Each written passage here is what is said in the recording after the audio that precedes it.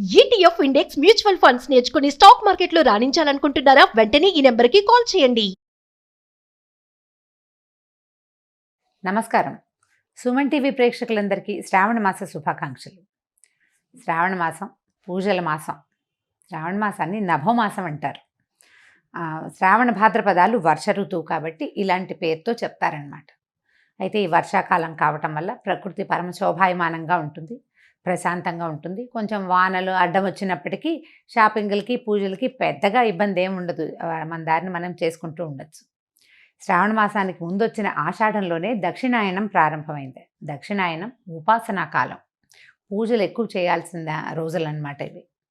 ఇదివరకటి కాలంలో ఏం చేసేవారో కానీ ఇప్పుడు మాత్రం మనం కొన్ని సంవత్సరాలుగా, అంటే కనీసం ఒక 100 సంవత్సరాల నుంచి అనుకోండి, మనకు తెలిసినంత మటుకు మన అమ్మమ్మలు నాయనమ్మలు కూడా ఈ వరలక్ష్మి వ్రతము, మంగళగౌరి వ్రతము చేసుకుంటూనే ఉన్నారు, మనకు తెలుసు కదా.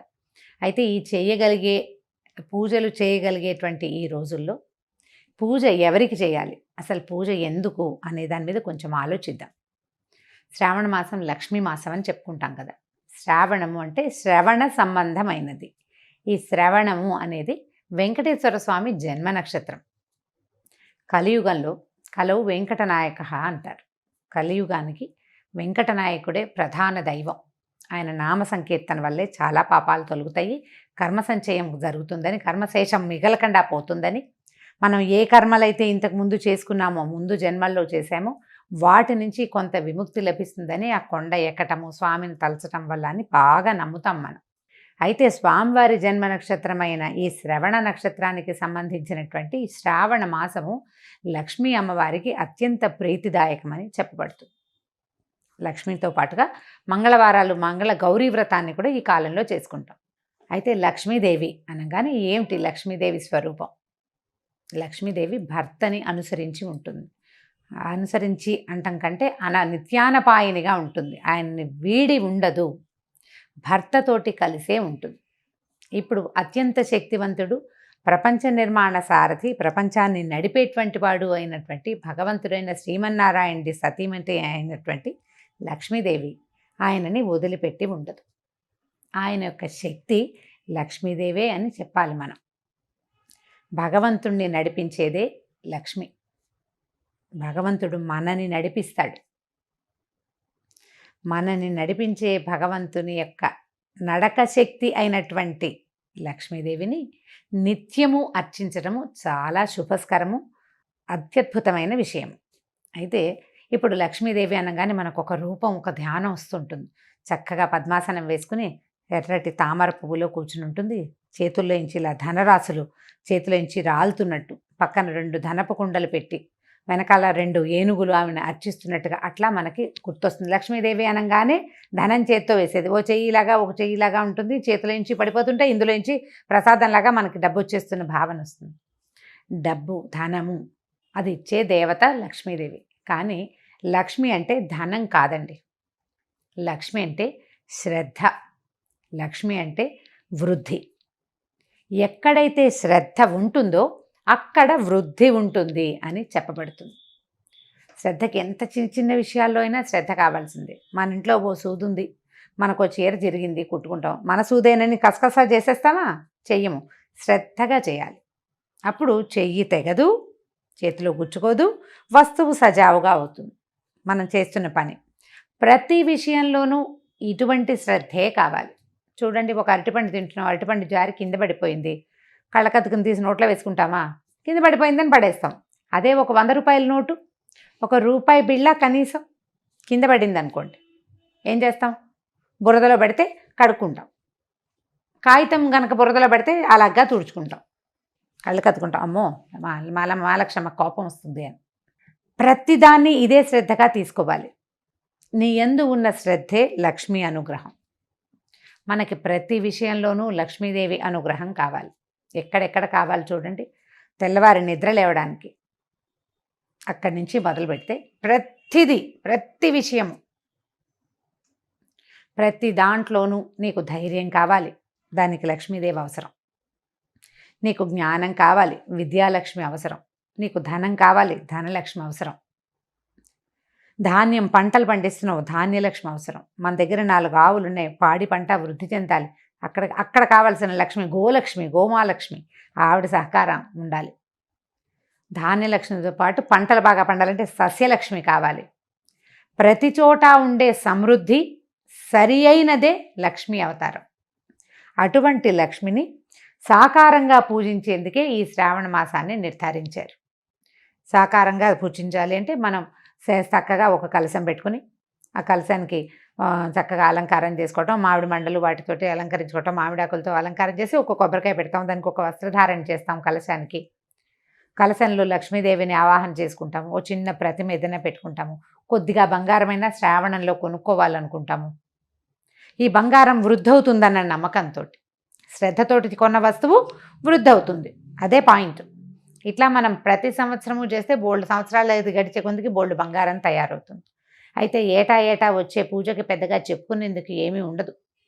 కానీ ప్రతి సంవత్సరము మనం చక్కగా ఇళ్ళు వాకిళ్ళు బాగు చేసుకుంటాము, దేవుడి గది బాగా శుభ్రం చేసుకుంటాము, కొత్త ప్రతిమలు ఏమైనా కొనుక్కుని తెచ్చుకుంటాము, కొత్త బట్టలు కొంటాము, కొత్తగా ఒక లక్ష్మీ రూపు కొనుక్కుని తెచ్చుకుంటాము. పుట్టింటి వాళ్ళు ఇస్తారు, అత్తవారింటి వాళ్ళు ఇస్తారు. ఎవరికైనా ఏదైనా ఇవ్వదలుచుకుంటే శ్రావణ మాసంలో ఇస్తే ఫలితం బాగుంటుంది. బోలెడన్ని తెలుస్తూ ఉంటాయి. ఈ మార్గంలోనే నిత్యము లక్ష్మీ ఆరాధన చేయడానికి ఈ నెల రోజులు అత్యంత శ్రేష్టమైనవి. విశేషమైన ఆరాధన చేయగలిగే వాళ్ళు చక్కగా వస్త్రాలంకరణ చేసి రూపులు కొనుక్కుని చేయగలిగిన వాళ్ళు చేసుకోవచ్చు. ఒకవేళ చేయలేని వాళ్ళు ఏం చేయాలి? లక్ష్మీ ఆరాధనకి మన ఇంట్లో ఉన్న పాత పటం కూడా పనికొస్తుంది.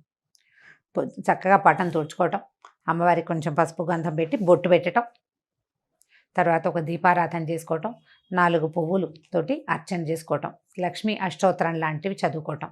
అష్టోత్తరం అంత పెద్దది రాదు. ఇంద్రుడు చేసినటువంటి మహాలక్ష్మి అష్టకం 10 శ్లోకాలు ఉంటాయి, చిన్నదే. ఆ 10 శ్లోకాలు చదువుకోవటం. అంత పెద్దది రాదండి మాకు, ఒక్క శ్లోకం వచ్చు. లక్ష్మీ క్షీర సముద్ర రాజతనయాంతోటైనా సరే ఆ శ్లోకం చదువుకుని అమ్మవారికి శ్రద్ధగా పువ్వులు సమర్పించి, బెల్లం ముక్క పంచదార దగ్గర నుంచి మీరు రవ కేసరి వరకు ఏది చేసి పెట్టినా సరే శ్రద్ధగా చేసి అమ్మవారికి నివేదన చేసుకోండి. ఈ నెల రోజులు ఇలా శ్రద్ధగా ఆరాధించిన వాళ్ళకి అన్ని విధాల సర్వతోముఖాభివృద్ధి లభిస్తుంది. బాగా సాంగంగా చేయగలిగిన విధానంతో చేసుకోగలిగిన వాళ్ళు చేసుకుంటారు. చేసుకోలేకపోయినా కూడా మాకు రాదు కాబట్టి మేము చేయలేము అన్న భావన పడద్దు. అసలు పూజకి రావడం కాదు కావాల్సింది, శ్రద్ధ కావాలి. శ్రద్ధతోటి లక్ష్మీ ఆరాధన చేయండి. లక్ష్మీ ఆరాధనలో భాగంగా అసలు లక్ష్మీదేవి ఏ ఏ విషయాల్లో ఉంటుందో చూద్దాం. ఎవరి దగ్గర లక్ష్మి ఉంటుంది? లక్ష్మి అంటే డబ్బు అనుకోవట్లేదు కదా, మనం చాలా విషయాలు చెప్తున్నాం. లక్ష్మి చాలా ఇష్టంగా ఉండే ప్రదేశాలు కొన్ని ఉన్నాయి. అవి ఎన్ని ఉన్నాయండి? కనీసం ఒక 30-40 నేను చెప్తుంటే అలా లిస్ట్ వచ్చేస్తూనే ఉంటుంది. శుభ్రమైన వస్త్రాలు, శుభ్రమైన ఇల్లు, అలంకరించిన వాకిళ్ళు, పోట్లాటలు లేని ఇల్లు, ఏకీచులాటలు లేనటువంటి సంసారాలు, మన బియ్యం బస్తాలు, బియ్యం డబ్బా, పసుపు డబ్బాలు, పసుపు కుంకాల్లో లక్ష్మీదేవి ఉంటుంది. ఆమెకి ఇష్టం ఆ రంగులు, అక్కడ ఉంటుంది. అందుకని చూడండి, మన ఇంట్లో పసుపు కనుక చివరికి వచ్చిందనుకోండి, అయిపోయింది పదం వాడనివ్వరు, నిండుకుందనమంటారు. అయిపోయింది అనకూడదు, ఖాళీ చేయకూడదు. అసలు బియ్యం డబ్బాని కూడా ఖాళీ చెయ్యరు, చివరికి 2 గింజలు వెనక్కి వేసుకోవాలి. అలా ఖాళీగా ఉంచకూడదు. అవన్నీ లక్ష్మీ స్థానాలుగా భావిస్తాం. ఇతరులకి సేవ చేసే వాళ్ళకి, ఇతరులకి సహాయం చేసే వాళ్ళ దగ్గర, ఎవరైతే పరమత సహనంతో మెలుగుతారో వాళ్ళ దగ్గర, ఏదైనా తగాదా వచ్చినా తిరగబడి మాట్లాడకుండా ఎవడుంటాడో వాడి దగ్గర, వాడి సహనంలో లక్ష్మి ఉంటుంది. చిన్న పిల్లల్లో,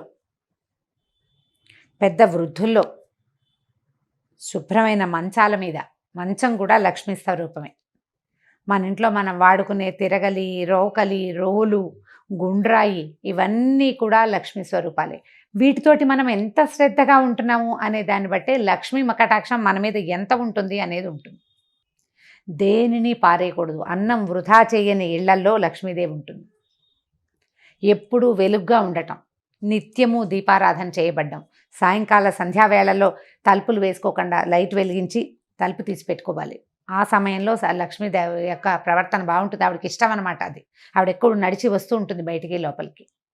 పువ్వులతో అలంకరించిన దేవతా స్వరూపాల్లో లక్ష్మి ఉంటుంది. జలంలో లక్ష్మి ఉంటుంది. పాత్రలలో లక్ష్మి ఉంటుంది. వీటన్నిటినీ మనం శుభ్రంగా ఉంచుకోవాలి. ఇలా శుభ్రంగా ఉంచుకున్న వాటి వల్ల మనకి లక్ష్మి పెంపొందుతుంది. పాత్రలు శుభ్రంగా ఉన్నాయి, ఆరోగ్యం పెంపొందుతుంది. మంచం శుభ్రంగా ఉంది, చక్కని నిద్ర పడుతుంది, మరునాడు చక్కగా పనిచేస్తాం మనం. ఇల్లు శుభ్రంగా ఉంటే ఆరోగ్యము బాగుంటుంది, పవిత్రంగా ఉంటుంది, ప్రశాంతంగా ఉంటుంది. ప్రతి వాళ్ళకి జీవితంలో ఏవో కావాలని ఉంటుందండి. అన్నం లేని వాడికి అన్నం కావాలి, అన్నం నీళ్ళు 4 అందేవాడికి ఇంకొంచెం బెటర్మెంట్ కావాలనిపిస్తుంది. ఆ బెటర్మెంట్ కూడా ఉన్నవాడికి ఇంకా పైకి ఎదిగిపోవాలనిపిస్తుంది. ఆ పైకి కూడా ఎదిగాక వాడికి చిత్తశాంతి ఉండదు, వాడికి మనశ్శాంతి కావాలి, శాంతి లక్ష్మి అవసరపడుతుంది. ఇవన్నీ ఉంటే ఆరోగ్యం ఉండదు, ఆరోగ్య లక్ష్మి అవసరపడుతుంది. వ్యక్తులు ప్రతి వాళ్ళు ఏదో ఒక లోటుతోటే ఉంటుంటారు.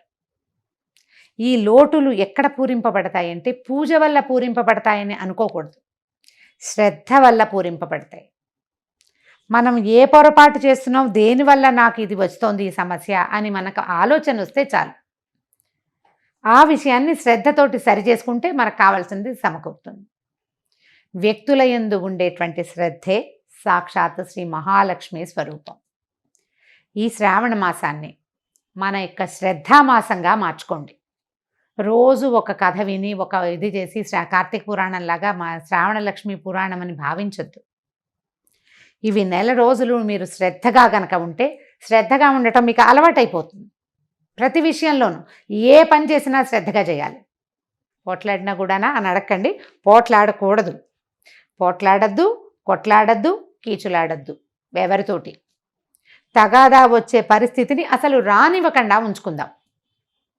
ఈ నెలని శ్రద్ధామాసంగా భావించి ఈ నెల రోజులు ఒక దీక్షలాగా దీన్ని చేపట్టండి. ఆ తర్వాత మన ఇళ్లలో సమస్యలు తగ్గిపోతాయి. అత్తగారులతోటి కానీ, భర్తలతోటి కానీ, ఆడబడుచులతోటి కానీ, పిల్లలతోటి కానీ సమస్యలు ఉండవు. ఒకవేళ మనం ఆఫీస్లో పనిచేస్తుంటే ఆఫీసు వాళ్ళతోటి కూడా మనకు సమస్యలు తగ్గిపోతాయి. శుభ్రత, జాగ్రత్త పెరిగితే ఆరోగ్యం పెంపొందుతుంది. మీరు రోజంతా ప్రశాంతంగా ఉండి శ్రద్ధగా ప్రశాంతంగా ఉండడానికి ప్రయత్నం చేస్తే ఆరోగ్య సమస్యలన్నీ తగ్గుతాయి. చిత్తశాంతి ఆటోమేటిక్గా వచ్చేస్తుంది. ప్రయత్నించి మొత్తం మామ్స్ అందరూ కనుక దీనికోసం ట్రై చేస్తే ఆటోమేటిక్గా డాడ్స్ అండ్ కిడ్స్ ట్రై చేస్తారు. తప్పకుండా ప్రయత్నించండి. కనీసం అయ్యో ఇవాళ చేయలేకపోయాను రేపైనా చేద్దాం అని అనుకోండి. ఇవాళ పోట్లాడేసేయాల్సి వచ్చింది, లేదా గొడవ పడాల్సి వచ్చింది, లేదా ఏదో వస్తువు పడిపోయింది, పగిలిపోయింది, పాలు విరిగిపోయినాయి, ఇలా అజాగ్రత్తలు బోల్డన్ అవుతాయి కదా. వాటన్నిటినీ సరి చేసుకునేందుకు ట్రై చేయండి. ఇవాళ పొద్దున్న నుంచి మనం ఆలోచించాలి. పాలు పొంగిపోకూడదు, జ్ఞాపకం పెట్టుకోండి. పాలు పొంగకూడదు, మన వేళ్ళు గీళ్ళు తెక్కకూడదు, మనం కాలుజారి పడిపోకూడదు, జాగ్రత్తగా ఉండాలి. అన్నం వృధా కాకూడదు, ఏ వస్తువు వృధా కాకూడదు. జాగ్రత్తగా శ్రద్ధగా కనుక చేస్తే ఈ శ్రావణ మాసం తాలూకు ఎఫెక్ట్ సంవత్సరం అంతా ఉంటుందండి. ఇది పూర్తిగా మన జీవితాలని బాగు చేస్తుంది. మీరు కనుక విద్యార్థులైతే ఏదైనా చదువుకుంటుంటే, హౌస్ వైఫ్స్గా ఉండి కూడా చదువుకుంటాం కదా, నేను కూడా చదువుకుంటూ ఉంటాను ఎప్పుడు. చదువుకునే వాళ్ళు శ్రద్ధగా చదవటం, ఒక సమయ పాలన చేయటం, సమయ పాలన యందు కూడా శ్రద్ధ కలిగి ఉండటమే ఈ మాసం మన మోటో. అదే మన స్లోగన్. శ్రావణాన్ని శ్రద్ధగా మార్చుకోండి, దానికోసం ప్రయత్నం చేయండి. ఈ మాసంలో చేయవలసిన చిన్న పూజలు వ్రతాలు ఉన్నాయి కదా, ఎవరి వ్రతాలు పూజలు చేసుకుంటారు. శ్రావణ మంగళవారము శుక్రవారము కూడా మిమ్మల్ని మళ్ళీ కలుసుకోవడానికి ప్రయత్నం చేద్దాం. అయితే ఈ శ్రావణ మాసం సోమవారంతో మొదలవుతుంది. ఈ సోమవారం విధి విధానం ఏమిటో కూడా మళ్ళీ చెప్పుకుందామండి. శ్రావణాన్ని శ్రద్ధగా ఆచరించండి. నమస్కారం.